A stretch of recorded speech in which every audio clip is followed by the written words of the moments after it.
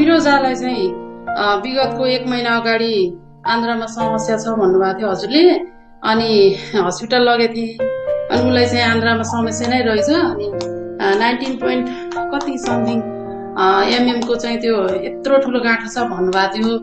अनि मलाई एकदम डर पनि लागिरहेको थियो। अनि प्रार्थना नि गरिरहेको थिएँ। अनि हजुरसँग मैले प्रार्थनामा विषय पनि राखिरहेको थिइनँ।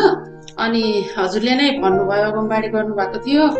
अनि त्यसपछि त्यही तेलबाटै अभिषेक गरेर अनि प्रार्थनामा तेलमा अभिषेक गरेर लगाइदिएर मैले प्रार्थनामा एकदम प्रार्थना गरिरहेको थिएँ। अनि प्रभु निको होस्, प्रभु तपाईँले निको पार्नुहोस्, केही पनि औषधिहरू पनि खान परेन है।